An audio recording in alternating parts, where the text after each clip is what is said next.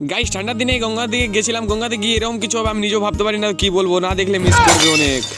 Hey guys, আবার একটা নতুন করে ছোট্ট মিনি ব্লগ নিয়ে এলাম তোমাদের সামনে। তো আশা করি ভালো লাগবে, তো ভিডিওটা দেখতে থাকো, ভালো লাগবে। তো আমি আর একটা বন্ধু আছি, তো বন্ধু বললো কি তাহলে চল আজকে নদীর দিকে স্নান করতে যাও। তো নদীর দিকে স্নান করার জন্য আমি আর বন্ধুটা বেরিয়ে গেলাম গাইস। তো দেখতে পাচ্ছ কি বলবো, তো গঙ্গা দিকে পৌঁছে গেলাম। পৌঁছিয়ে এখন আমরা ওখান থেকে দেখতে পাচ্ছ মানে মৌসুমটা দেখো, কত নৌকা লাগা আছে সাইডে। তো আমরা সাইডে পাশের দিকে স্নান করে এখানে এনজয় নিচ্ছি। তো দেখতে পাচ্ছ বাঁশ চেপে আমি হাঁটাহাঁটি করছি। আরেকটা বন্ধু এখানে মানে নৌকাতে চাপবে, তার জন্য ওখানে চেষ্টা করছে, কিন্তু চেষ্টা করতে করতে মানে পেরে গেল। তো আমি দেখলাম ভালো লাগলো। আমি ওখানে থেকে তো আমি একটা সাইড থেকে ঘুরে এসে তো বন্ধুটা বলছে আয় এখানে, তো আমি ওখানে চলে গেলাম। আমিও চেপে মানে সফল হয়ে গেলাম। আমি ফাইনালি চেপে দেখতে পাচ্ছ গাইস। তো দেখতে পাচ্ছ মানে স্নান করতে এত ঠান্ডা লাগবে তো পারিনি। তো ঠান্ডা সিনের জল, নদীর জল তো অনেক মানে বড়, কি বলবো এগুলো।